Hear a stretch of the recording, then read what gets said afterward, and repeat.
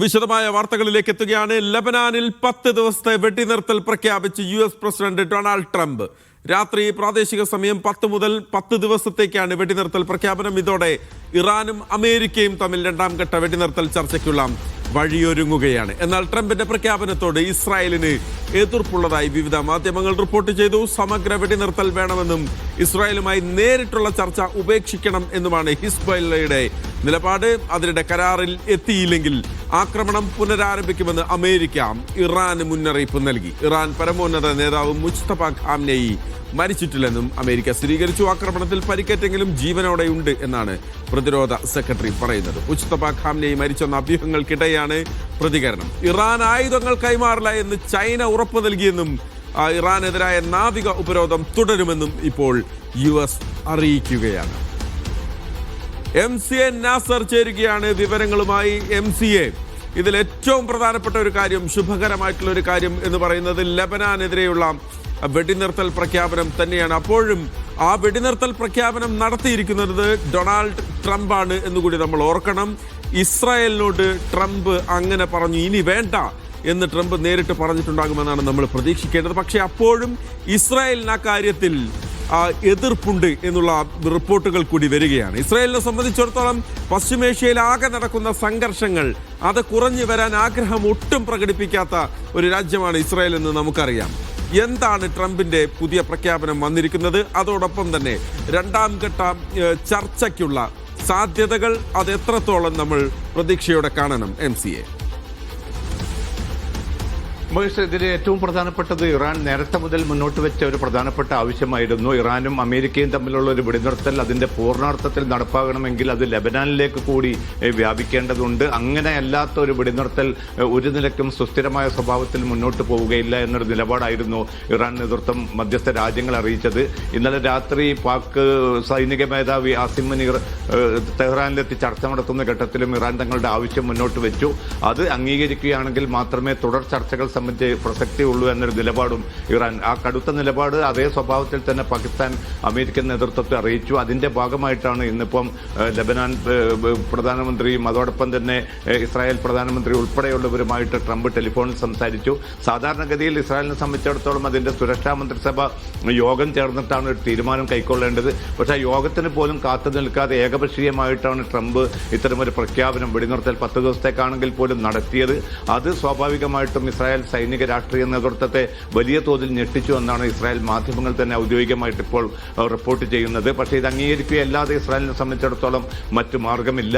അതേപോലെ തന്നെയാണ് ഇതിൽ കക്ഷി നേരിട്ടുള്ള ഈ വെടിനിർത്തലിന്റെ ഭാഗമല്ല എങ്കിൽ പോലും ലബനാൻ അധികൃതരാണ് ഈ വെടിനിർത്തലിന്റെ മുന്നിൽ നിൽക്കുന്നതെങ്കിൽ പോലും ഹിസ്ബുള്ളയാണ് ഈ ഏറ്റുമുട്ടലിലെ പ്രധാന കക്ഷി. പക്ഷേ ഹിസ്ബുള്ളയെ സംബന്ധിച്ചിടത്തോളം നിലവിലുള്ള ഈ ഒരു വെടിനിർത്തലിനെ നിരാകരിക്കാൻ ഹിസ്ബുള്ള തയ്യാറല്ല. അതേസമയം ഒരു സമഗ്ര വെടിനിർത്തലായിരുന്നു വേണ്ടത്. അതിനുവേണ്ടിയാണ് ലബനാൻ അധികൃതർ ശബ്ദമുയർത്തേണ്ടത് എന്നൊരു പ്രതികരണമാണ് ഹിസ്ബുള്ളയുടെ ചില MPമാർ വിവിധ മാധ്യമങ്ങൾക്ക് നൽകിയ പ്രതികരണത്തിൽ വ്യക്തമാക്കുന്നത്. എന്തായാലും ഈ വെടിനിർത്തൽ ഇന്ന് ഇന്ത്യൻ സമയം വെളുപ്പിന് 2:30-3 മണിയോടുകൂടി പ്രാബല്യത്തിൽ വരും. അതോടുകൂടി 10 ദിവസത്തേക്ക് മാത്രമായിരിക്കും ഈ വെടിനിർത്തൽ. ഈ വെടിനിർത്തൽ ഇസ്രായേൽ പൂർണ്ണമായിട്ട് നടപ്പാക്കുകയാണെങ്കിൽ തീർച്ചയായിട്ടും തങ്ങളും അത് അംഗീകരിക്കും. അതല്ല അതിനെ ലംഘിക്കാനാണ് നീക്കമെങ്കിൽ തീർച്ചയായിട്ടും തിരിച്ചടിക്കുമെന്നൊരു മുന്നറിയിപ്പ് കൂടി ഹിസ്ബുള്ള നൽകുന്നുണ്ട്.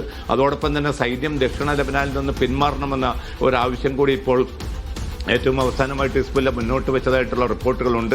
പക്ഷേ ഇതിന്റെ ഏറ്റവും പ്രധാനപ്പെട്ട ഒരു നേട്ടം ലഭിക്കാൻ പോകുന്നത് ഇറാനും അമേരിക്കയും തമ്മിലുള്ള വെടിനിർത്തലിന്റെ തുടർ ചർച്ചകൾക്കാണ്. ഇതിന്റെ ഭാഗമായിട്ടാണ് ഇപ്പോൾ പാകിസ്ഥാന്റെ നേതൃത്വത്തിൽ തിരക്കിട്ട നീക്കങ്ങൾ പുരോഗമിക്കുന്നത്. തെഹ്റാനിൽ നിന്നും മടങ്ങിയ സംഘം, ആസിം മുനീറിന്റെ നേതൃത്വത്തിലുള്ള പാക് സംഘം നാളെ അമേരിക്കയിലേക്ക് പോകുമെന്ന് നേരത്തെ തന്നെ റിപ്പോർട്ടുകൾ പുറത്തു വന്നിരുന്നു. അതോടൊപ്പം തന്നെയാണ് ലബനാനിനെയും ഇസ്രായേലിനെയും രണ്ട് രാജ്യങ്ങളുടെയും നേതൃത്വത്തെ വൈറ്റ് ഹൌസിലേക്ക് ചർച്ചയ്ക്ക് ട്രംപ് ക്ഷണിക്കുക ചെയ്തിട്ടുണ്ട്. അപ്പം വളരെ പോസിറ്റീവായിട്ടുള്ള കാര്യങ്ങളാണ് ഇന്നലെ രാത്രി മുതൽ സംഭവിച്ചുകൊണ്ടിരിക്കുന്നത്. പക്ഷെ അതേസമയം തന്നെ ഇറാനെതിരെ ഒരു കരാറിലേക്ക് എത്തിയിട്ടില്ല എങ്കിൽ ആക്രമണം പുനരാരംഭിക്കാൻ മടിക്കുകയില്ല എന്നുകൂടിയുള്ള ഒരു മുന്നറിയിപ്പാണ് അമേരിക്കയുടെ പ്രതിരോധ സെക്രട്ടറി പീറ്റർ ഹെക്സത്ത് നിന്ന് നൽകിയിരിക്കുന്നത്. എല്ലാവിധത്തിലുള്ള സൈനിക സംവിധാനങ്ങളും തങ്ങൾ മേഖലയിൽ ഒരുക്കിയിട്ടുണ്ട്. 10,000-കണക്കിന് സൈനികരും കവചിത വാഹനങ്ങളും അതേ ഉൾപ്പെടെയുള്ള യുദ്ധക്കപ്പലുകളും എല്ലാം സജ്ജമാണ് എന്ന ഒരു മുന്നറിയിപ്പ് കൂടി അമേരിക്ക നൽകുന്നുണ്ട്. അതോടൊപ്പം തന്നെ ഇറാനും വലിയ തോതിലുള്ള സൈനിക മുന്നൊരുക്കങ്ങളുമായിട്ട് മുന്നോട്ട് പോകുന്നുണ്ട്. അതൊക്കെയും തങ്ങൾ വീക്ഷിക്കുന്നുണ്ട്, തങ്ങൾ നിരീക്ഷിച്ചു വരികയാണ് എന്നൊരു പ്രതികരണം കൂടി അമേരിക്കയുടെ ഭാഗത്തുനിന്ന് ഉണ്ടായിട്ടുണ്ട്. ഇനി എപ്പോഴാണ് ഈ രണ്ടാം ഘട്ട ചർച്ച നടക്കുക? അത് ഇസ്ലാമാബാദിൽ തന്നെ നടക്കുമെന്ന് വൈറ്റ് ഹൗസ് ഇന്നലെ വെളിപ്പെടുത്തിയിട്ടുണ്ട്. പക്ഷേ എന്നായിരിക്കും ഈ ചർച്ച നടക്കുക എന്നത് ഒരുപക്ഷെ പാക് സംഘത്തിന്റെ അമേരിക്കൻ സന്ദർശനത്തോടു കൂടി മാത്രമായി. എന്തായാലും ഈ മാസം 22-നാണ് അമേരിക്കയും ഇറാനും തമ്മിലുള്ള വെടിനിർത്തൽ കാലാവധി അവസാനിക്കുന്നത്. അതിനു മുമ്പ് തന്നെ ചർച്ച നടത്തുകയും ഒരു സമഗ്ര വെടിനിർത്തലിലേക്ക് പോവുക എന്നതാണ് ഇപ്പോൾ മധ്യസ്ഥ രാജ്യങ്ങൾ മുന്നോട്ട് വെച്ചിരിക്കുന്ന നിർദ്ദേശം. അത് ഇരുകൂട്ടരും അംഗീകരിക്കുകയാണെങ്കിൽ രണ്ടാം ഘട്ട ചർച്ച ഇസ്ലാമാബാദിൽ നടക്കും. അതെല്ലാം നിലവിലുള്ള സാഹചര്യത്തിൽ കരാറിലെത്താൻ പ്രധാനപ്പെട്ട ഒട്ടേറെ വിഷയങ്ങളിൽ ഇനിയും തീർപ്പുണ്ടാകേണ്ടതുണ്ട്. അത് സാധിക്കുന്നില്ല എങ്കിൽ തീർച്ചയായിട്ടും ആക്രമണം പുനരാരംഭിക്കുമെന്നൊരു മുന്നറിയിപ്പാണ് ഇപ്പോൾ അമേരിക്ക നൽകുന്നത്. ഇറാനും തങ്ങളുടെ സേന പൂർണ്ണമായിട്ടും സജ്ജമാണ്, ഏത് സാഹചര്യവും നേരിടാൻ അത് ഒരുങ്ങിയതായും എല്ലാ വിദ്യാലയങ്ങൾക്കും ഈ മാസം 21 മുതൽ ഓൺലൈനിലേക്ക് അതിന്റെ പഠനം മാറ്റിക്കൊണ്ടുള്ള ഒരു തീരുമാനം കൂടി ഇറാൻ പ്രഖ്യാപിച്ചിട്ടുണ്ട്. പക്ഷേ ഒരു ആക്രമണത്തിലേക്ക് പോകാതെ ഒരു നയതന്ത്ര പ്രശ്നപരിഹാരത്തിലേക്ക് കാര്യങ്ങൾ വരുമെന്നൊരു പ്രതീക്ഷയാണ് ഇപ്പോൾ ഈജിപ്ത്, തുർക്കി, പാകിസ്ഥാൻ ഉൾപ്പെടെയുള്ള സൗദി അറേബ്യ ഉൾപ്പെടെയുള്ള മധ്യസ്ഥ രാജ്യങ്ങൾ പങ്കുവെക്കുന്നത്. മഹേഷ്. ഓക്കെ, ഒപ്പം തന്നെ MCA ഇറാന്റെ പരമോന്നത നേതാവ് മുസ്തഫ ഖാംനെയി, അദ്ദേഹത്തിന്റെ ജീവനുമായി ബന്ധപ്പെട്ട് ഇപ്പോൾ പരക്കെ ഒരു അഭ്യൂഹം ഉണ്ടായിരുന്നല്ലോ.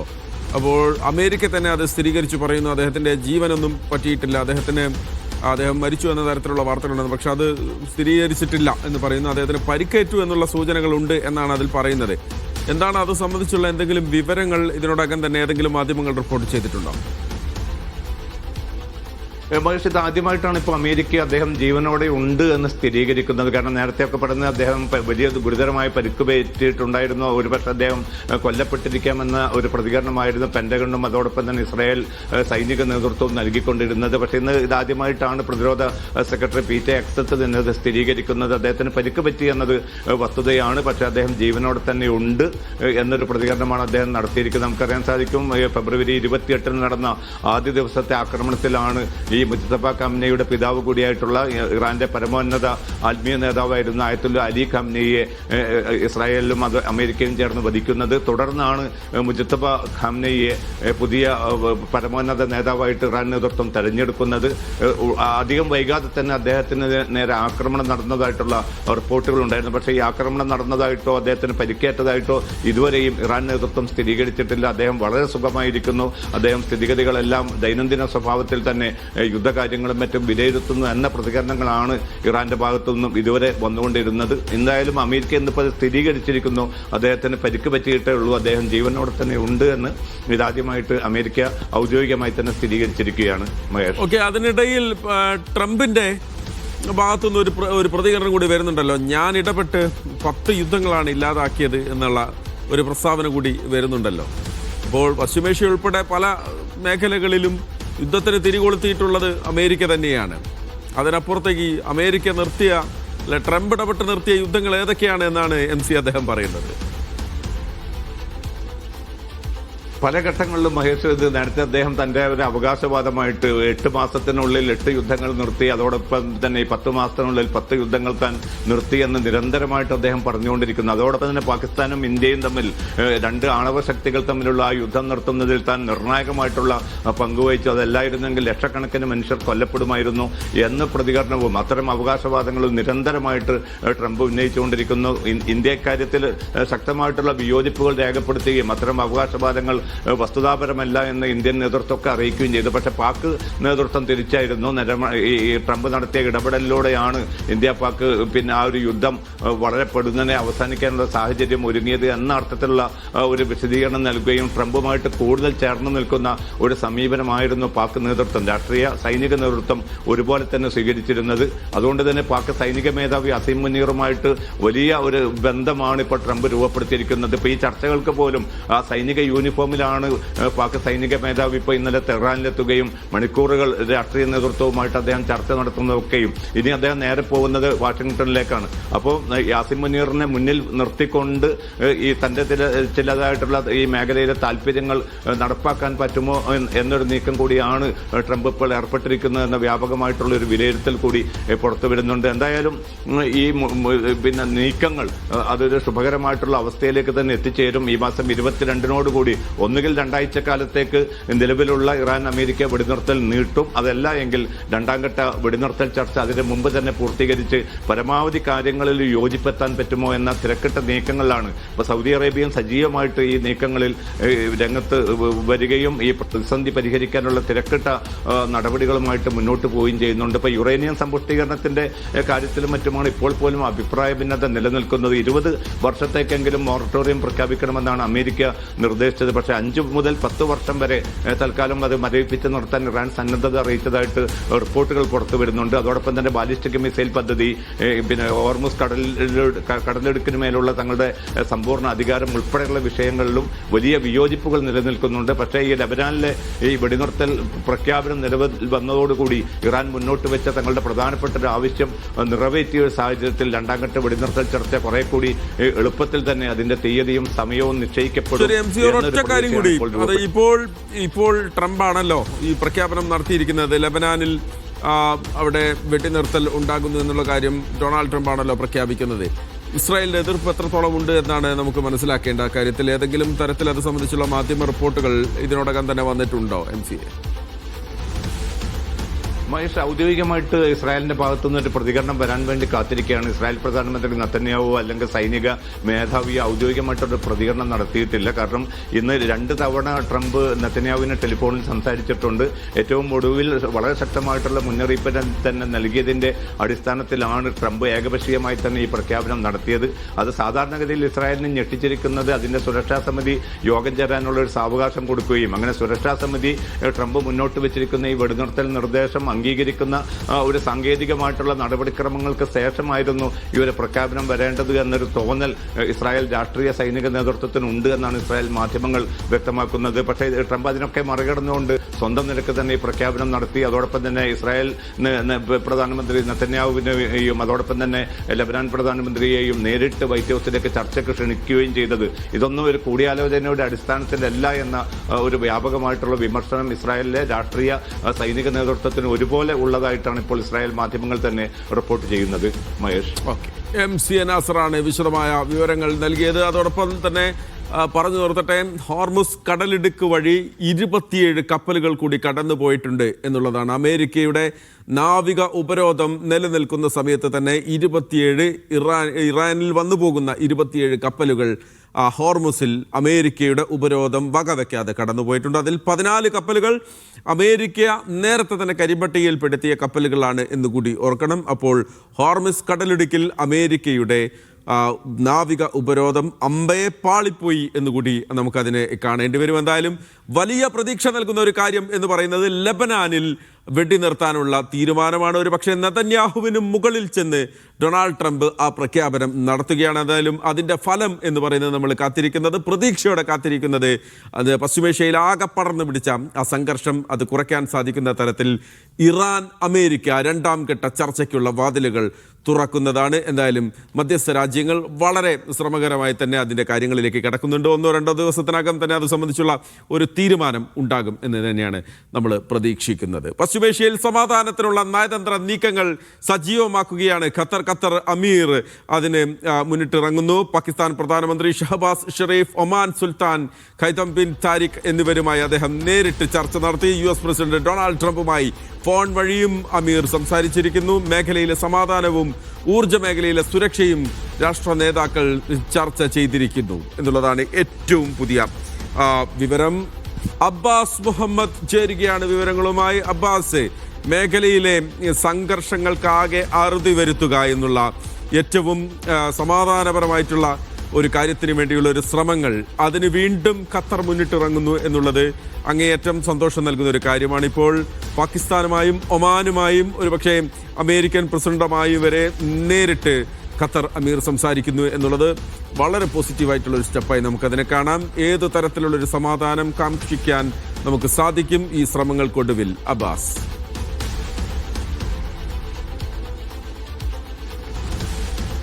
മഹേഷ്, പശ്ചിമേഷ്യൻ സംഘർഷവുമായി ബന്ധപ്പെട്ട് ഒരു മധ്യവർത്തിയായി പ്രവർത്തിക്കാൻ ഇല്ല എന്ന് നേരത്തെ തന്നെ ഖത്തർ രാഷ്ട്രീയ നിലപാട് വ്യക്തമാക്കിയിരുന്നതാണ്. എന്നിരുന്നാൽ കൂടി ഇതുമായി ബന്ധപ്പെട്ട നയതന്ത്ര കൂടിയാലോചനകളിൽ ഖത്തർ അമീർ വളരെ സജീവമായി തുടർച്ചയായിട്ടുള്ള ദിവസങ്ങളിൽ പങ്കെടുക്കുന്നു എന്നുള്ളത് ഗൾഫ് മേഖലയെ സംബന്ധിച്ച് വളരെ ആശ്വാസം നൽകുന്നതാണ്. കാരണം ലോകത്തുടനീളമുള്ള സംഘർഷ സ്ഥലങ്ങളിൽ ഖത്തർ അതിൻ്റെ നയതന്ത്ര മികവ് പുറത്തെടുത്തിട്ടുണ്ട്. അതിൻ്റെ ഭാഗം കൂടിയാണ് നിലവിൽ ലോകത്തുടനീളമുള്ള രാഷ്ട്ര നേതാക്കളുമായി ഖത്തർ അമീർ തൻ്റെ കൂടിക്കാഴ്ചകൾ തുടർന്നുകൊണ്ടിരിക്കുന്നത്. ഇന്ന് പാകിസ്ഥാൻ പ്രധാനമന്ത്രി ഷഹബാസ് ഷെരീഫുമായും അതുപോലെ തന്നെ ഒമാൻ സുൽത്താൻ ഹൈത്തം ബിൻ താരിഖുമായിട്ടാണ് അദ്ദേഹം കൂടിക്കാഴ്ച നടത്തിയത്. രണ്ടുപേരുമായി നേരിട്ട് കൂടിക്കാഴ്ച നടത്തി. ഇതോടൊപ്പം തന്നെ US പ്രസിഡന്റ് ഡൊണാൾഡ് ട്രംപുമായി അദ്ദേഹം ഫോൺ വഴി സംസാരിക്കുകയും ചെയ്തു. പാകിസ്ഥാൻ പ്രധാനമന്ത്രി ഷഹബാസ് ഷെരീഫ് കഴിഞ്ഞ ദിവസം ജിദ്ദയിലുണ്ടായിരുന്നു. ജിദ്ദ സൗദിയുടെ സന്ദർശനത്തിന് ശേഷം അവിടെ സൗദി കിരീടാവകാശി മുഹമ്മദ് ബിൻ സൽമാനുമായി നടത്തിയ കൂടിക്കാഴ്ചയ്ക്ക് ശേഷമാണ് അദ്ദേഹം ഖത്തറിലെത്തി ദോഹയിൽ വെച്ച് ഖത്തർ അമീറുമായി സംസാരിക്കുന്നത്. പ്രധാനമായിട്ടും എസ്കലേഷനുമായി ബന്ധപ്പെട്ട സ്ട്രാറ്റജിയാണ് ഇരുവരും സംസാരിക്കുന്നത്. അത് വളരെ പ്രധാനപ്പെട്ടതാണ്. കാരണം മേഖലയിൽ നിലവിലൊരു വെടിനിർത്തലുണ്ട്. എങ്കിലും ആ വെടിനിർത്തൽ ശാശ്വതമായിട്ടുള്ള ഒരു സമാധാനത്തിലേക്ക് വഴി തുറക്കുന്ന രീതിയിലേക്ക് അത് മുമ്പോട്ട് പോകണം എന്നുള്ള അർത്ഥത്തിലുള്ള സംഭാഷണങ്ങളാണ് ഇരുവരും ചർച്ച ചെയ്തത്. അതുമായി ബന്ധപ്പെട്ട കാര്യങ്ങളാണ് ഇരുവരും ചർച്ച ചെയ്തത്. ഇതോടൊപ്പം തന്നെ ഈ പാകിസ്ഥാൻ വളരെ വളരെ വലിയ രീതിയിൽ ഖത്തറിനെ അതിൻ്റെ ഊർജാവശ്യങ്ങൾക്ക് ഒരു ആശ്രയിക്കുന്ന രാജ്യമാണ്. ഇന്ത്യയെ പോലെ തന്നെ അവിടെ പാകിസ്ഥാന് വളരെ ഊർജ ലഭ്യത വളരെ കുറവുള്ള സാഹചര്യത്തിൽ കറാച്ചിയിലടക്കം വലിയ പ്രൊട്ടസ്റ്റുകൾ റിപ്പോർട്ട് ചെയ്തിരുന്നു. ഈ സാഹചര്യത്തിൽ എനർജിയുമായി ബന്ധപ്പെട്ട ഊർജ്ജ വിതരണവുമായി ബന്ധപ്പെട്ട പാകിസ്ഥാൻ്റെ ചർച്ചകൾ അതുമായി ബന്ധപ്പെട്ട കാര്യങ്ങൾ കൂടി ഇരുവരുടെയും ടേബിളിലുണ്ടായിരുന്നു. ഇതോടൊപ്പം വളരെ പ്രധാനമായിട്ട് മനസ്സിലാക്കേണ്ടത് പാകിസ്ഥാൻ നിലവിൽ ഈ സംഘർഷങ്ങൾക്കിടയിൽ ഒരു മധ്യവർത്തി രാഷ്ട്രമായി ഒരു മീഡിയേറ്ററായി വർക്ക് ചെയ്യുന്ന ഒരു സിറ്റുവേഷൻ നിലവിലുണ്ട്. ഗൾഫ് ഡിപ്ലോമസിയിൽ ഗൾഫിലെ നയതന്ത്രത്തിൽ പാകിസ്ഥാൻ അതിൻ്റെ ഒരു സ്ഥാനം കുറെ കൂടി പൊസിഷൻ ചെയ്യുന്നു എന്നുള്ളൊരു പ്രത്യേകത കൂടിയുണ്ട്. കാരണം ഖത്തറുമായും UAEയുമായും അതുപോലെ സൗദിയുമായൊക്കെ വളരെ വളരെ അടുത്ത ബന്ധം സൂക്ഷിക്കുന്ന രാജ്യം കൂടിയാണ് പാകിസ്ഥാൻ. ഈ പാകിസ്ഥാൻ്റെ നിലവിൽ ഇറാനിൽ പാകിസ്ഥാൻ്റെ സൈനിക മേധാവി ആസിം മുനീർ ഇറാനിലെ രാഷ്ട്രീയ നേതൃത്വവുമായി ചർച്ച നടത്തുന്നുണ്ട്. അതിന് സമാന്തരമായാണ് പാകിസ്ഥാൻ പ്രധാനമന്ത്രി ഷഹബാസ് ഷെരീഫിൻ്റെ GCC രാജ്യങ്ങളിലേക്കുള്ള സന്ദർശനം എന്നതുകൂടി നമ്മൾ ഇക്കാര്യത്തിൽ എടുത്തു പറയേണ്ടതുണ്ട്. അഥവാ ഈ മധ്യേഷ്യയിലെ പ്രത്യേകിച്ചും GCC രാഷ്ട്രങ്ങളിലെ പൊളിറ്റിക്സിൽ ഇവിടുത്തെ രാഷ്ട്രീയത്തിൽ പാകിസ്ഥാൻ അതിൻ്റെ സ്വാധീനം ഉണ്ടാക്കുന്നു എന്നുള്ള അർത്ഥം കൂടി ഇതിനുണ്ട്. പ്രത്യേകിച്ചും ഒരു മുസ്ലിം രാഷ്ട്രമെന്ന ഇസ്ലാമിക രാഷ്ട്രമെന്ന നിലയിൽ പാകിസ്ഥാൻ സൈനികമായി മറ്റു രാഷ്ട്രങ്ങളെ അപേക്ഷിച്ച് വളരെ മുൻപന്തിയിലാണ്. ഇതോടൊപ്പം തന്നെ യുഎസിനും ഇറാനും ഇടയിലുള്ള മധ്യവർത്തി എന്നുള്ളതിൽ മീഡിയേറ്റർ എന്നുള്ള നിലയിലുള്ള സംഭാഷണവും ആ രാജ്യത്താണ് പുരോഗമിച്ചു കൊണ്ടിരിക്കുന്നത്. ഇതോടൊപ്പം തന്നെയാണ് ഒമാൻ ഭരണാധികാരി ഹൈത്തം ബിൻ താരിഖുമായും ഖത്തർ അമീർ കൂടിക്കാഴ്ച നടത്തുന്നത്. ഇതിനും വളരെ വലിയ രാഷ്ട്രീയ പ്രാധാന്യമുണ്ട്.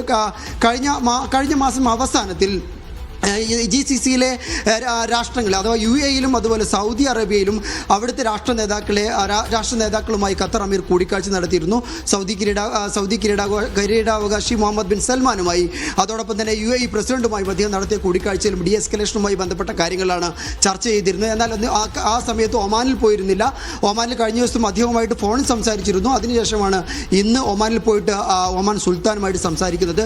ഈ ഒമാനുമായിട്ട് സംസാരിക്കുന്ന വേളയിൽ നമ്മൾ മനസ്സിലാക്കേണ്ട ഒരു പ്രധാനപ്പെട്ട കാര്യം ഈ ഹോർമുസ് കടലിടുക്കിന്റെ ഒരു അതിർത്തി പങ്കിടുന്ന രാജ്യം ഒമാനാണ്. അതുകൊണ്ട് തന്നെ ഒമാൻ ഇതോടൊപ്പം തന്നെ ഒമാൻ നേരത്തെ ഇറാനും അതുപോലെ USനും ഇടയിലുള്ള പ്രശ്നങ്ങളിൽ മധ്യസ്ഥത വഹിച്ച രാഷ്ട്രം കൂടിയാണ്. ഒരു മീഡിയേറ്റർ എന്നുള്ള രീതിയിൽ ഖത്തറും ഒരു മീഡിയേറ്ററാണ്, അതുപോലെ തന്നെ ഒമാനും ഒരു മീഡിയേറ്ററാണ്. ഈ രണ്ട് മീഡിയേറ്റർമാർ എന്നുള്ള നിലയ്ക്ക് ഗൾഫ് ഡിപ്ലോമസിയിൽ ഗൾഫിലെ നയതന്ത്രത്തിൽ ഈ രണ്ട് രാജ്യങ്ങളും തമ്മിൽ സംസാരിക്കുന്നത് വളരെ വലിയ രാഷ്ട്രീയ പ്രാധാന്യമുണ്ട്. മഹേഷ്, യെസ്, അതാണ് പശ്ചിമേഷ്യയിലാകെ സമാധാനത്തിലുള്ള നയതന്ത്ര നീക്കങ്ങൾ സജീവമാക്കുകയാണ് ഖത്തർ അമീർ. അദ്ദേഹത്തിൻ്റെ സുപ്രധാനമായിട്ടുള്ള അദ്ദേഹത്തിൻ്റെ നയതന്ത്ര ചർച്ചകളാണ് അബ്ബാസ് മുഹമ്മദ് വളരെ വിശദമായി തന്നെ നമുക്ക് പറഞ്ഞു തന്നത്.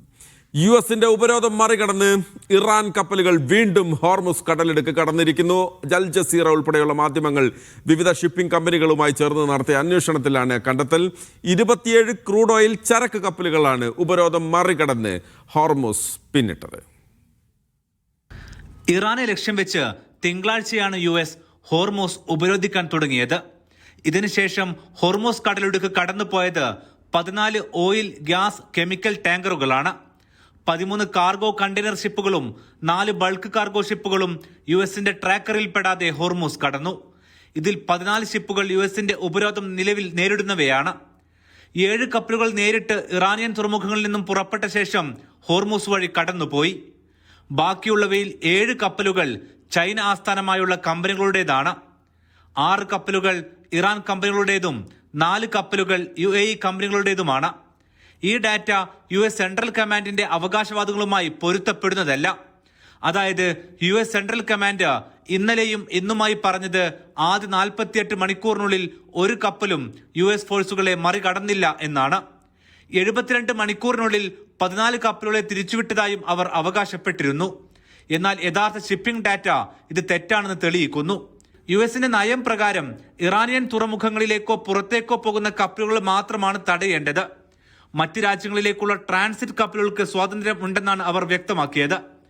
ഈ സാധ്യത ഇറാൻ ഉപയോഗപ്പെടുത്തുന്നുണ്ട്. കാരണം ഈ നയം വ്യക്തമല്ലാത്തതും പ്രായോഗികമായി നടപ്പാക്കാൻ ബുദ്ധിമുട്ടുള്ളതുമാണ്. ട്രാക്കറുകൾ ഓഫ് ചെയ്തും ട്രാൻസിറ്റ് സാധ്യത ഉപയോഗിച്ചും ചൈനീസ് കപ്പലുകളെ ഉപയോഗിച്ചും ഇറാൻ ഉപരോധം മറികടക്കുന്നുണ്ട്.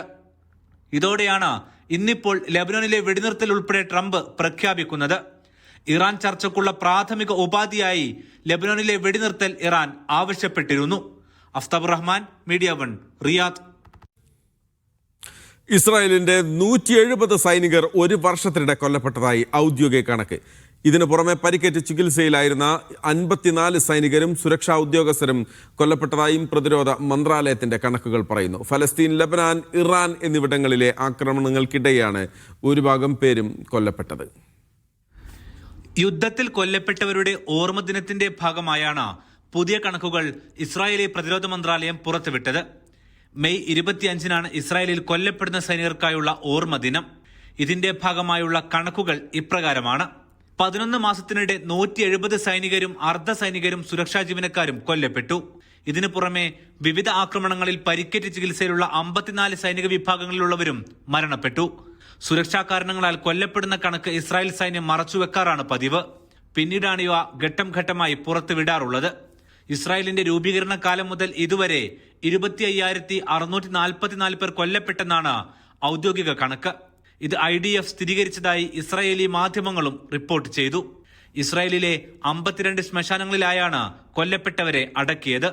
കഴിഞ്ഞ വർഷത്തെ ഇസ്രായേലിന്റെ ഇറാൻ, ലെബനോൻ, ഗസ ആക്രമണങ്ങളിലാണ് ഭൂരിഭാഗം ഇസ്രായേലി സൈനികരും കൊല്ലപ്പെട്ടത്. Aftab Rahman, media 1, Riyadh. മേഖലയിൽ നടക്കുന്ന ഏതൊരു സംഘർഷത്തിലും കുവൈത്ത് കക്ഷിയല്ലെന്ന് മന്ത്രിസഭ വ്യക്തമാക്കി. ഒരു രാജ്യത്തിനെതിരെയും ആക്രമണത്തിന് കുവൈത്തിന്റെ പ്രദേശവും ഉപയോഗിക്കാൻ അനുവദിക്കില്ലെന്നും അറിയിച്ചു. ഇറാനും അനുബന്ധ സംഘങ്ങളും നടത്തിയ ഡ്രോൺ ആക്രമണങ്ങളെ മന്ത്രിസഭ ശക്തമായി അപലപിച്ചു. ആക്രമണങ്ങൾ അന്താരാഷ്ട്ര നിയമത്തിന്റെ ഗുരുതര ലംഘനമാണെന്ന് മുന്നറിയിപ്പ് നൽകി. സ്വയം പ്രതിരോധത്തിനുള്ള അവകാശം നിലനിർത്തുന്നതായി കുവൈത്ത് വ്യക്തമാക്കി. മേഖലയിലെ സ്ഥിരത ഉറപ്പാക്കാൻ നയതന്ത്ര ശ്രമങ്ങൾ ശക്തമാക്കണമെന്നും മന്ത്രിസഭ ആവശ്യപ്പെട്ടു. കുവൈത്തിലെ സെക്കൻഡറി ക്ലാസുകൾക്ക് ഓൺലൈൻ പഠന സമയം പുതുക്കി. രാവിലെ 9 മുതൽ ഉച്ചയ്ക്ക് 1:15 വരെയാണ് പുതിയ സമയക്രമമെന്ന് ആക്ടിംഗ് അണ്ടർ സെക്രട്ടറി മുഹമ്മദ് അൽ ഖൽത്തി അറിയിച്ചു. പൊതു സ്വകാര്യ വിദ്യാലയങ്ങൾ ഉൾപ്പെടെ എല്ലാ സ്കൂളുകൾക്കും പുതിയ സമയം ബാധകമാണ്. ഓരോ ദിവസവും 35 മിനിറ്റ് വീതമുള്ള 6 പീരീഡുകളായിരിക്കും ക്ലാസുകൾ. നിലവിലെ സാഹചര്യങ്ങൾ പരിഗണിച്ച് വിദ്യാഭ്യാസ പ്രക്രിയ തുടർച്ച ഉറപ്പാക്കാനാണ് നടപടി. യുദ്ധത്തിനിടയിലും സജീവമായി കിഴക്കൻ സൗദിയിലെ വിമാനത്താവളങ്ങൾ. ഫെബ്രുവരി അവസാനം മുതൽ ഏപ്രിൽ പകുതി വരെ മേഖലയിലെ വിമാനത്താവളങ്ങൾ വഴി യാത്ര ചെയ്തത് 1.5 ലക്ഷം പേരാണ്. ഇറാൻ യുദ്ധത്തിൽ ഏറ്റവും കൂടുതൽ ആക്രമണം നേരിട്ട മേഖലയാണ് സൗദിയുടെ കിഴക്കൻ പ്രദേശങ്ങൾ. ഇന്ത്യൻ വിമാന കമ്പനികൾ ഉൾപ്പെടെ അന്താരാഷ്ട്ര വിമാന സർവീസുകൾ ഇവിടെ നിന്നും പൂർണ്ണമായും നിർത്തിവച്ചിരുന്നു. പശ്ചിമേഷ്യൻ സംഘർഷം ഏറ്റവും കൂടുതൽ ബാധിച്ച സൗദിയുടെ കിഴക്കൻ പ്രവിശ്യയിൽ നിന്നും വിമാന സർവീസുകൾ വീണ്ടും സജീവമാകുന്നു. ഫെബ്രുവരി അവസാനം മുതൽ ഏപ്രിൽ പകുതി വരെയുള്ള ദിവസങ്ങളിൽ മേഖലയിലെ വിമാനത്താവളങ്ങൾ വഴി 1.5 ലക്ഷം പേർ യാത്ര ചെയ്തതായി ഏവിയേഷൻ അതോറിറ്റി പുറത്തുവിട്ട കണക്കുകൾ സൂചിപ്പിക്കുന്നു. ദമാം, കിങ് ഫഹദ് അന്താരാഷ്ട്ര വിമാനത്താവളം, ഹഫർ ബാത്തനിലെ അൽ ഖൈസുമ വിമാനത്താവളം എന്നിവിടങ്ങളിൽ നിന്നായാണ് സർവീസുകൾ നടത്തിവരുന്നത്. 1200-ലധികം സർവീസുകളാണ് ഇക്കാലയളവിൽ നടത്തിയത്. സൗദി വിമാന കമ്പനികൾക്ക് പുറമെ Jazeera Airways, Kuwait Airways, Gulf Air എന്നീ വിമാനങ്ങളാണ് സർവീസുകൾ നടത്തിയത്. 36 ആഭ്യന്തര അന്താരാഷ്ട്ര ലക്ഷ്യസ്ഥാനങ്ങളിലേക്ക് സർവീസ് വ്യാപിപ്പിക്കുവാൻ സാധിച്ചതായും അതോറിറ്റി വ്യക്തമാക്കി. Noushad Irikkur, media 1, Dammam. ലോകത്തുടനീളമുള്ള 150 നഗരങ്ങളിലേക്ക് സർവീസ് വ്യാപിപ്പിക്കാൻ ഖത്തർ എയർവേസ്. മെയ് പകുതിയിലെ 120 നഗരങ്ങളിൽ നിന്നാണ് സർവീസ് 150ലേക്ക് വികസിപ്പിക്കുന്നത്. ജൂൺ 16 മുതലാകും ഇവിടങ്ങളിലേക്ക് സർവീസ് ആരംഭിക്കുക.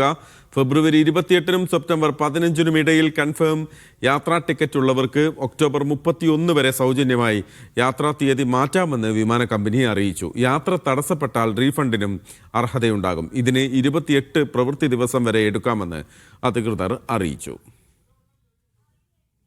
കുവൈത്തിൽ ബാങ്കിംഗ് സേവനങ്ങൾ പൂർണ്ണമായും സാധാരണ നിലയിലേക്ക് തിരിച്ചെത്തി. എല്ലാ ബാങ്കുകളും 100% ശേഷിയിൽ പ്രവർത്തനം പുനരാരംഭിച്ചതായി ബാങ്കിംഗ് അസോസിയേഷൻ അറിയിച്ചു. സേവനങ്ങളുടെ കാര്യക്ഷമതയും സുരക്ഷയും ഉറപ്പാക്കിയതായും വ്യക്തമാക്കി. ഇതോടെ ഉപഭോക്താക്കൾക്ക് തടസ്സമില്ലാത്ത ഇടപാടുകൾ ഇനി ലഭ്യമാകുമെന്നും അധികൃതർ പറഞ്ഞു. കുവൈത്തിൽ കായിക പ്രവർത്തനങ്ങൾ ഇനിയൊരു അറിയിപ്പുണ്ടാകുന്നത് വരെ നിർത്തിവെക്കൽ തുടരും. അസാധാരണ സാഹചര്യങ്ങൾ വിലയിരുത്തിയ സംയുക്ത സമിതിയുടെ ശുപാർശയെ തുടർന്നാണ് തീരുമാനം. യുവജന കായികകാര്യ സഹമന്ത്രി ഡോക്ടർ താരിഖ് അൽ ജലഫ്മയാണ് പ്രഖ്യാപനം നടത്തിയത്. അതിനിടെ കായിക പ്രവർത്തനങ്ങൾ സുരക്ഷിതമായി പുനരാരംഭിക്കുന്നതിനുള്ള സാഹചര്യങ്ങൾ അധികൃതർ വിലയിരുത്തുന്നുണ്ട്. എന്നാൽ കളിക്കാരുടെയും കാണികളുടെയും സുരക്ഷയാണ് പ്രധാന പരിഗണനയെന്ന് അധികൃതർ വ്യക്തമാക്കി. അവസാന തീരുമാനത്തിന് മുന്നോടിയായി സമിതി കൂടുതൽ പഠനം തുടരുമെന്നും അറിയിച്ചു. സൗദിയിലുടനീളം ഞായറാഴ്ച വരെ മഴ തുടരുമെന്ന് മുന്നറിയിപ്പ്. സൗദി ദേശീയ കാലാവസ്ഥാ നിരീക്ഷണ കേന്ദ്രത്തിൻ്റെതാണ് അറിയിപ്പ്. വിവിധ പ്രവിശ്യകളിൽ വ്യത്യസ്ത തീവ്രതയിലായിരിക്കും മഴ ലഭിക്കുക. ഇടിമിന്നലോട് കൂടിയ മഴയ്ക്കാണ് സാധ്യതയെന്നും മന്ത്രാലയം അറിയിച്ചു. തലസ്ഥാനമായ റിയാദിൽ ഇന്നും കനത്ത മഴ തുടരുകയാണ്.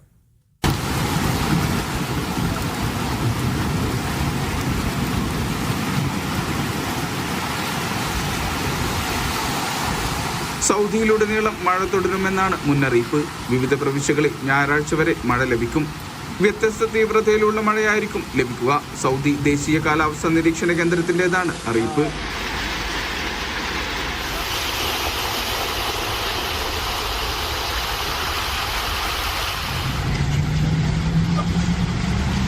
പൊടിക്കാറ്റ്, ആലിപ്പഴ വർഷം, മിന്നൽ പ്രളയം എന്നിവയും മഴക്കൊപ്പമെത്തും.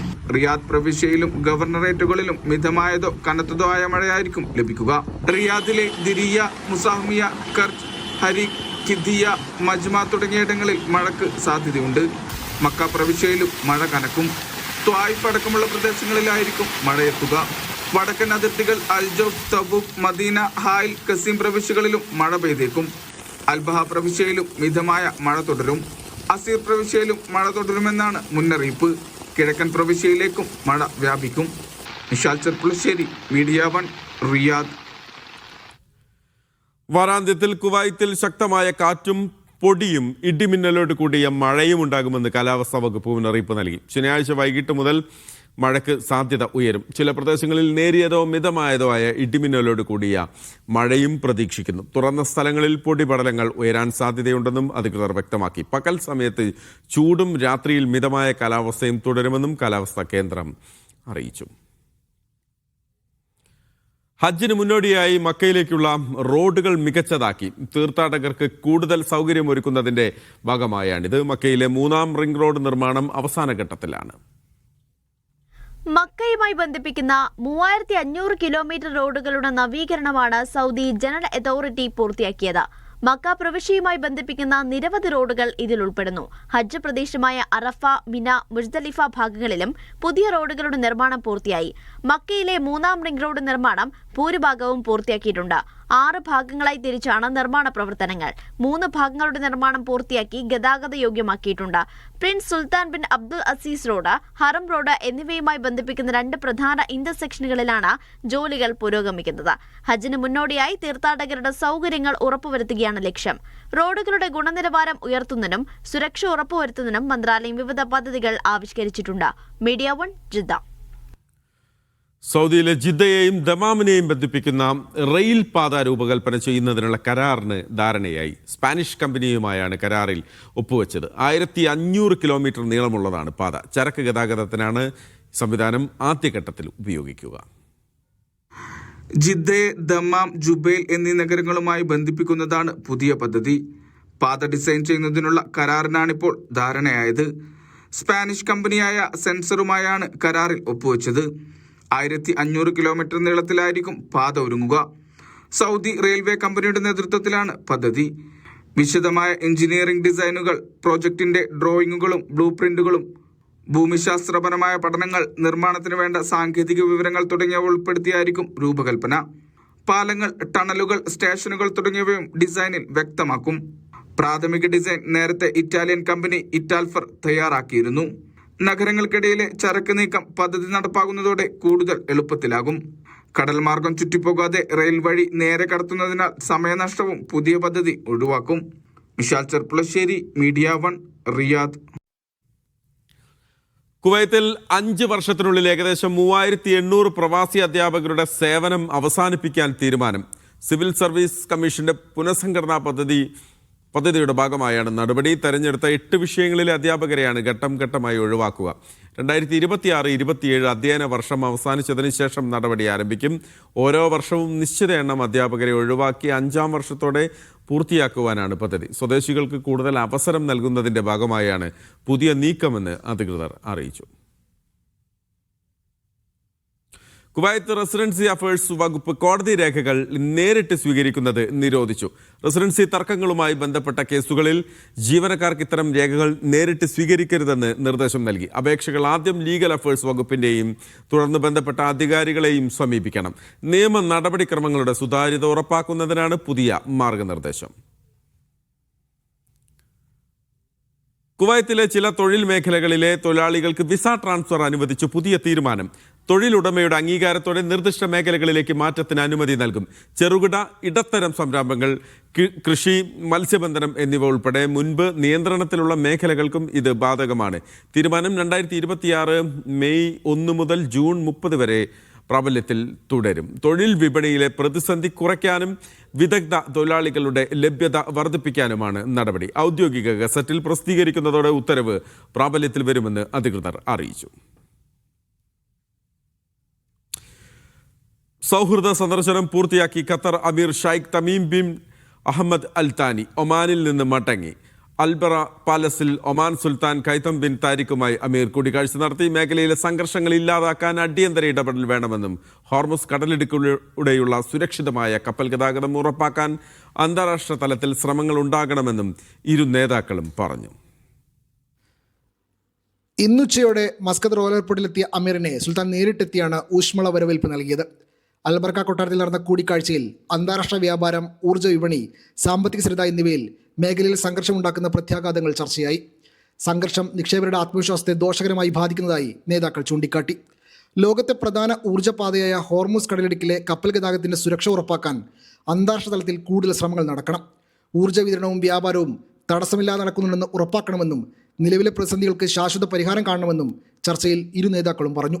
ഔദ്യോഗിക ചർച്ചകൾക്ക് പുറമെ ഒമാനും ഖത്തറും തമ്മിലുള്ള സഹോദര ബന്ധം കൂടുതൽ ശക്തമാക്കുന്നതിനെക്കുറിച്ചും വിവിധ മേഖലകളിൽ പുതിയ സഹകരണ സാധ്യതകൾ തേടുന്നതിനെക്കുറിച്ചും ഇരു നേതാക്കളും സംസാരിച്ചു. വൈകിട്ടോടെ മസ്കറ്റ് റോയൽ എയർപോർട്ടിൽ സുൽത്താൻ ഖൈതം ബിൻ താരിഖ് നേരിട്ടെത്തി അമീറിന് യാത്രയയപ്പ് നൽകി. ഒമാനും ഖത്തറും തമ്മിലുള്ള ഉഭയകക്ഷി ബന്ധം കൂടുതൽ ദൃഢമാക്കുന്നതിന്റെ ഭാഗമായിട്ടായിരുന്നു ഖത്തർ അമീറിന്റെ ഒമാൻ സന്ദർശനം. Media 1, Muscat. 1 കിലോമീറ്റർ ഉയരത്തിൽ ജിദ്ദയിൽ ഒരുങ്ങുന്ന ജിദ്ദ ടവറിന്റെ 100 നിലകൾ പൂർത്തിയായി. റിയാദിലെ PAF ടവറിനെ മറികടന്ന് രാജ്യത്തെ 2ാമത്തെ ഉയരം കൂടിയ കെട്ടിടമായി ജിദ്ദ ടവർ മാറി. 2028 ടവറിന്റെ പണി പൂർത്തിയാവുക. ഓരോ 5 ദിവസങ്ങളിലും ഒരു പുതിയ നില എന്ന രൂപത്തിലാണ് നിർമ്മാണം പുരോഗമിക്കുന്നത്. ഉയരം 394 മീറ്ററിലെത്തിയതോടെയാണ് റിയാദിലെ PAF ടവറിനെ ജിദ്ദ ടവർ മറികടന്നത്. 385 മീറ്ററാണ് PAF ടവറിന്റെ ഉയരം. 100 നിലകളിലെത്തിയ ടവർ ഇന്ന് മക്കയിലെ ക്ലോക്ക് ടവർ കഴിഞ്ഞാൽ രാജ്യത്തെ ഏറ്റവും ഉയരമുള്ള കെട്ടിടമാണ്.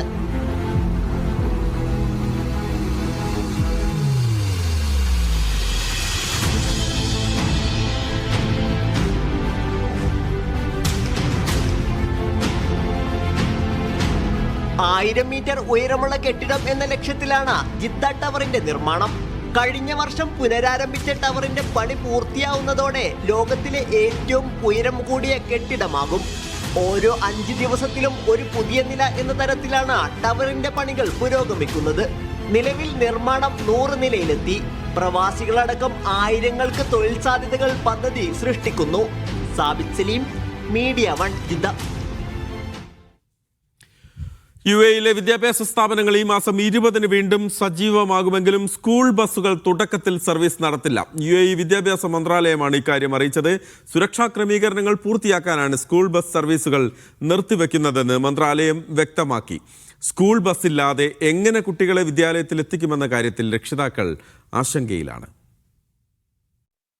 ഏപ്രിൽ 20 സ്കൂളുകളിൽ ക്ലാസ് പഠനം ആരംഭിക്കുമെങ്കിലും സ്കൂൾ ബസ് സർവീസ് വൈകുമെന്ന അറിയിപ്പ് രക്ഷിതാക്കളെ ആശയക്കുഴപ്പത്തിലാക്കിയിട്ടുണ്ട്.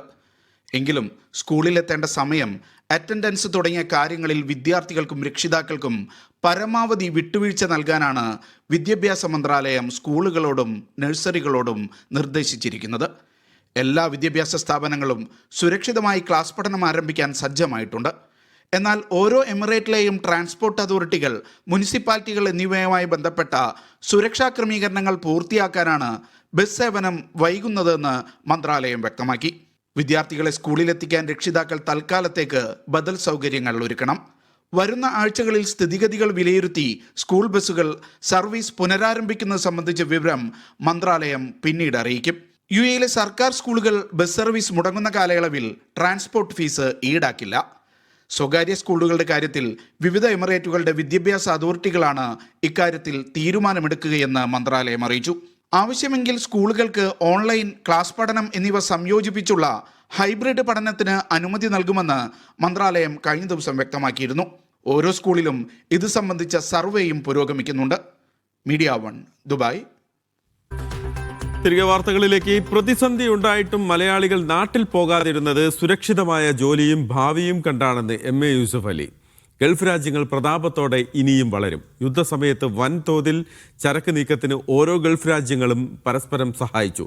പ്രതിസന്ധികൾ വൈകാതെ നീങ്ങി പുതിയ സാമ്പത്തിക പദ്ധതികളിലേക്ക് വിജയകരമായി രാജ്യങ്ങൾ നീങ്ങുമെന്നും യൂസഫ് അലി സൗദിയിൽ പറഞ്ഞു. ലുലു ഗ്രൂപ്പിന്റെ സൗദിയിലെ പുതിയ പദ്ധതി പ്രഖ്യാപനത്തിനിടെയാണ് MA യൂസഫ് അലി മാധ്യമങ്ങളുമായി സംസാരിച്ചത്. യുദ്ധസമയത്ത് സൗദി ഉൾപ്പെടെ ഗൾഫ് രാജ്യങ്ങൾ എല്ലാ പിന്തുണയും നൽകി. നൂറുകണക്കിന് കണ്ടെയ്നറുകളിൽ ചരക്കുകളെത്തി. സൗദി എയർലൈൻസ് ഉൾപ്പെടെ ചാർട്ടേഡ് വിമാന സർവീസിനായി വിട്ടു നൽകി.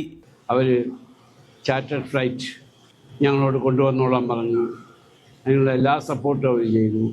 അതുകൂടാതെ സൗദി എയർലൈൻസിൻ്റെ ഫ്ലൈറ്റിൽ ഏത് രാജ്യങ്ങളിൽ നിന്നൊക്കെ സാധനങ്ങൾ കൊണ്ടുവരാൻ പറഞ്ഞു.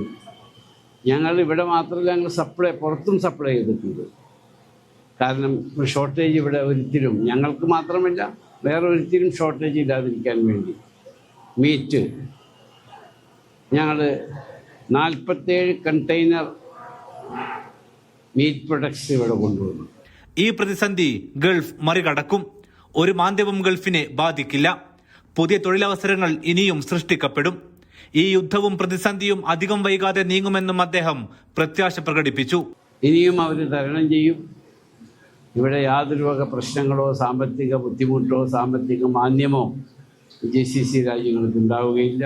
ഇനിയും നമ്മളെപ്പോലെയുള്ള ആൾക്കാർക്ക് ജോബ് ഓപ്പർച്യൂണിറ്റീസ് വർദ്ധിക്കും. ഒരുപാട് പുതിയ പുതിയ പ്രൊജക്റ്റുകൾ അവർ ക്ലിയർ ചെയ്യും. ഈ ഒരു സാഹചര്യം ഒരു ഉടനെ മാറിപ്പോകും. അതിനുവേണ്ടി നമുക്ക് പ്രാർത്ഥിക്കാം. ഇത്രയധികം സംഘർഷ സാഹചര്യം ഉണ്ടായിട്ടും മലയാളികളും മടങ്ങാതിരുന്നത് എന്തുകൊണ്ടാണെന്നും അദ്ദേഹം ചോദിച്ചു.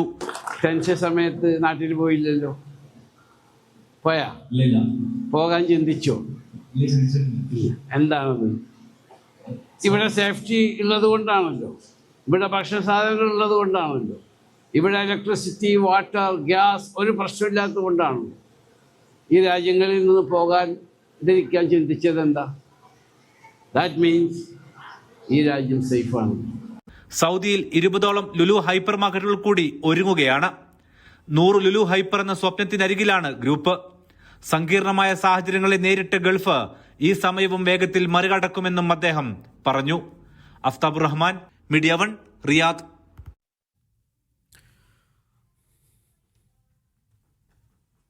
ഒമാനിലെ പ്രമുഖ വിനോദസഞ്ചാര കേന്ദ്രമായ ജബൽ അക്ദറിലെ ഗ്രാമങ്ങളെ തമ്മിൽ ബന്ധിപ്പിക്കുന്ന പാത 90% പൂർത്തിയായി.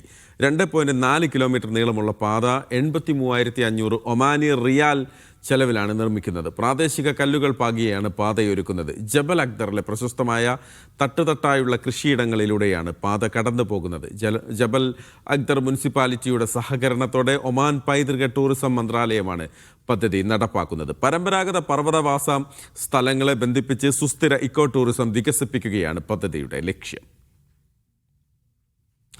കാൽപന്തിന്റെ ആവേശത്തിലേക്ക് വീണ്ടും ഖത്തർ എത്തുകയാണ്. രാജ്യത്തെ പ്രധാനപ്പെട്ട ആഭ്യന്തര ടൂർണമെന്റായ അമീർ കപ്പിന്റെ ഫൈനൽ മെയ് 9 നടക്കുമെന്ന് സംഘാടകർ അറിയിച്ചു. ഖലീഫ ഇന്റർനാഷണൽ സ്റ്റേഡിയത്തിലാണ് കലാശപ്പോര്. മെയ് 2 മുതൽ ആരാധകർക്ക് ടിക്കറ്റുകൾ സ്വന്തമാക്കാം. ഒരാൾക്ക് 6 ടിക്കറ്റ് വരെ വാങ്ങാനുള്ള അവസരമുണ്ട്. 10, 20, 30 ഖത്തർ റിയാലാണ് നിരക്കുകൾ. മെയ് 1 മുതൽ 8 വരെ ടൂർണമെന്റിലെ ക്വാർട്ടർ പോരാട്ടങ്ങൾ അരങ്ങേറും. CBSE 10ാം ക്ലാസ് പരീക്ഷയിൽ ഖത്തറിലെ ഇന്ത്യൻ സ്കൂളുകൾക്ക് 100 മേനി വിജയം. എല്ലാ വിദ്യാർത്ഥികളും പഠനത്തിന് അർഹത നേടി. വിദ്യാർത്ഥികളുടെ കഠിനാധ്വാനവും അധ്യാപകരുടെ മാർഗനിർദ്ദേശങ്ങളുമാണ് മികച്ച വിജയത്തിന് കാരണമായതെന്ന് വിവിധ സ്കൂൾ മാനേജ്മെന്റുകൾ പ്രതികരിച്ചു. പ്രതികൂല സാഹചര്യങ്ങളെ അതിജീവിച്ചാണ് ഖത്തർ അടക്കമുള്ള ഗൾഫ് രാഷ്ട്രങ്ങളിലെ വിദ്യാർത്ഥികൾ തിളക്കമുള്ള വിജയം സ്വന്തമാക്കിയത്. പശ്ചിമേഷ്യൻ സംഘർഷത്തിന്റെ പശ്ചാത്തലത്തിൽ പ്രത്യേക മൂല്യനിർണ്ണയ രീതിയാണ് ഇത്തവണത്തെ ഫലത്തിനായി ബോർഡ് അവലംബിച്ചത്. ഖത്തറിലെ Podar pearl school, MES Indian school, Nobel international school, Shantiniketan Indian school, ideal Indian school തുടങ്ങിയ വിദ്യാലയങ്ങൾ 100 മേനി വിജയം കൊയ്തു. നിരവധി വിദ്യാർത്ഥികൾ 95% മാർക്ക് നേടി ഡിസ്റ്റിങ്ഷനോടെ ഉപരിപഠനത്തിന് അർഹത നേടി. 93.7% ഇത്തവണ CBSEയിലെ വിജയം.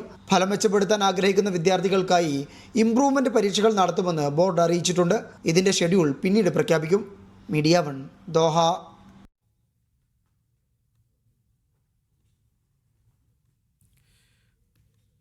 അമേരിക്കയിൽ ഗവേഷണത്തിന് 5.5 കോടിയുടെ സ്കോളർഷിപ്പ് നേടി മലയാളി വിദ്യാർത്ഥി. മലപ്പുറം കടക്കാട്ടുപാറ സ്വദേശി അബ്ദുൽ ഫത്താഹാണ് ന്യൂയോർക്ക് സർവകലാശാലയിൽ 5.5 കോടിയുടെ സ്കോളർഷിപ്പ് മികവിൽ PhD പ്രവേശനം നേടിയത്.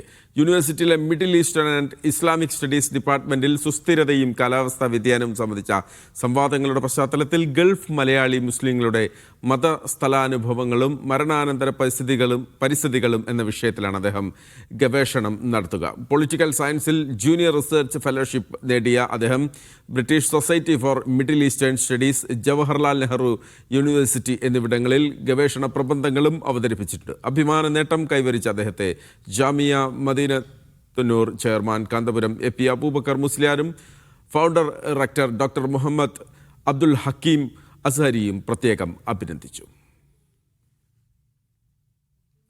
മിനിറ്റുകൾക്കകം ഡെലിവറി നൽകുന്ന അതിവേഗ ഷോപ്പിംഗ് സേവനത്തിന് സൗദിയിൽ ലുലു ഗ്രൂപ്പ് തുടക്കം കുറിച്ചു. സൗദിയിലെ വിവിധ നഗരങ്ങളിലായി ലുലുവിൻ്റെ 45 ഹൈപ്പർ മാർക്കറ്റുകളിൽ നിന്നും സേവനം പരിഷ്കരിച്ച ലുലുവിൻ്റെ ആപ്പ് വഴി ലഭ്യമാകും.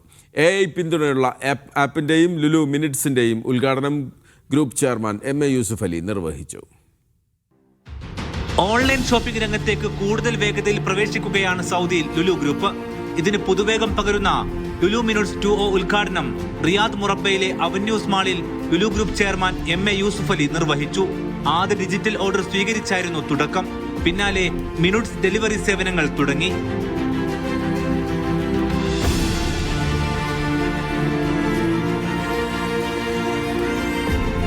Lulu Saudi Arabia director Muhammad Haris അടക്കമുള്ള മാനേജ്മെന്റ് പ്രതിനിധികളും ചടങ്ങിൽ സന്നിഹിതരായിരുന്നു. AI അടക്കമുള്ള സംവിധാനങ്ങളിലൂടെ ഏറ്റവും മികച്ചതും സുരക്ഷിതവുമായ ഷോപ്പിംഗ് അനുഭവമാണ് ലുലു ഉറപ്പാക്കുകയെന്ന് ചെയർമാൻ പറഞ്ഞു. With the launch of Lulu Minutes in the Kingdom of Saudi Arabia, we are taking another strong step forward in our Lulu 2.0 journey, bringing speed, convenience, and innovation closer to our customers. We are moving to a new era. Today we are starting a whole new journey across key cities. With Lulu Minutes, we are not just delivering groceries, but we are also delivering trust, reliability, and happiness in minutes. സംഗതി സിമ്പിളാണ്. ലുലുവിന്റെ പരിഷ്കരിച്ച അതിവേഗ app വഴിയാണ് Lulu minutes സേവനം ലഭ്യമാവുക. എത്ര മിനിറ്റിനകമാണ് ഉൽപ്പന്നങ്ങൾ വേണ്ടതെന്ന് ഉപഭോക്താവിന് തിരഞ്ഞെടുക്കാം. ഓൺലൈൻ ഓർഡറുകളിൽ മലയാളി അനുഭവിക്കുന്ന പ്രശ്നം കേരളത്തിന്റെ ഉൽപ്പന്നങ്ങൾ ലഭിക്കാത്തതാണ്. ഇതടക്കം എല്ലാ ഉൽപ്പന്നങ്ങളുടെയും പ്രശ്നം ലുലു പരിഹരിക്കും. ഓർഡർ ചെയ്ത് മിനിറ്റുകൾക്കകം ഉൽപ്പന്നം ഡെലിവറി ചെയ്യും. ലുലു മിനിറ്റ്സ് 2O സേവനങ്ങൾ ഉപയോഗിക്കുന്നവർക്ക് കൂടുതൽ ആകർഷകമായ കൂപ്പൺ ഓഫറുകളും വിലക്കിഴിവും ഉണ്ട്. ഓൺലൈൻ ഷോപ്പിംഗിൽ 10 റിയാൽ മുതൽ 200 റിയാൽ വരെയാണ് ഓഫറുകൾ. ഗിഫ്റ്റ് കാർഡുകൾ ഒഴികെയുള്ള എല്ലാ ഉൽപ്പന്നങ്ങൾക്കും ഒന്നിലധികം ഓർഡറുകളിൽ ഈ ആനുകൂല്യങ്ങൾ ലഭ്യമാകും. സൗദി അറേബ്യയിലെ Riyadh, Dammam, Jeddah, Hail, Tabuk, Yanbu, Khamis Mushait, Taif, Al Hasa, Hafar Al Batin, Jubail അടക്കം പ്രധാന നഗരങ്ങളിലായി 45 ഹൈപ്പർ മാർക്കറ്റുകളിൽ നിന്നും മിനിറ്റുകൾക്കകം സേവനം ലഭിക്കും. നൂതന ഡിജിറ്റൽ AI റീറ്റെയിൽ അപ്ഡേഷനോട് കൂടിയ ഷോപ്പിംഗ് സേവനമാണ് ലുലു മിനിറ്റ്സ്. മറ്റു ഓൺലൈൻ ഷോപ്പിംഗ് ആപ്പുകളെ പോലെ സ്പ്ലിറ്റ് പേയ്മെന്റ് ഓപ്ഷനുകളും ലഭ്യമാണ്. Media 1 Riyadh. പ്രമുഖ ധനകാര്യ സേവന സ്ഥാപനമായ ലുലു മണി ടെക്നോളജീസ് അബുദാബിയിൽ AI ഇന്നൊവേഷൻ ഹബ്ബ് തുറന്നു. ദൈനംദിന ധനവിനിമയം നിർമ്മിത ബുദ്ധിയുടെ സഹായത്തോടെ കൂടുതൽ എളുപ്പമാക്കാൻ ലക്ഷ്യമിടുന്ന ഗവേഷണങ്ങൾക്കാണ് പുതിയ കേന്ദ്രം തുറന്നത്. ഈ രംഗത്ത് ഏജന്റിക് AIക്ക് പകരം ആക്ഷനബിൾ AIക്ക് ഊന്നൽ നൽകുന്നതായിരിക്കും ഇവിടെ പ്രാധാന്യം നൽകുകയെന്ന് Lulu financial holdings MD Adeeb Ahmed പറഞ്ഞു. ഒമാനിലെ വിവിധ ഇടങ്ങളിൽ ഭക്ഷ്യസ്ഥാപനങ്ങളിൽ പരിശോധന ശക്തമാക്കി അധികൃതർ. നോർത്ത് ബാത്തിന ഗവർണറേറ്റിൽ നടന്ന പരിശോധനയിൽ പഴകിയ 2200 കിലോ ഭക്ഷണം പിടിച്ചെടുത്ത് നശിപ്പിച്ചു. സുവൈബ് വിലായത്തിലെ ഭക്ഷ്യസ്ഥാപനങ്ങളിലായിരുന്നു പരിശോധന. കാലാവധി കഴിഞ്ഞ 2 ടൺ അരി, 84 കിലോ മാംസം, 25 കിലോ ബർഗർ എന്നിവയാണ് പഴകിയ നിലയിൽ കണ്ടെത്തിയത്. നിയമലംഘനം നടത്തിയവർക്കെതിരെ നടപടി ആരംഭിച്ചതായും ആരോഗ്യ മാനദണ്ഡങ്ങൾ ലംഘിച്ചതിന് സ്ഥാപനം അടച്ചുപൂട്ടാൻ ഉത്തരവിട്ടിട്ടുണ്ടെന്നും അധികൃതർ പറഞ്ഞു.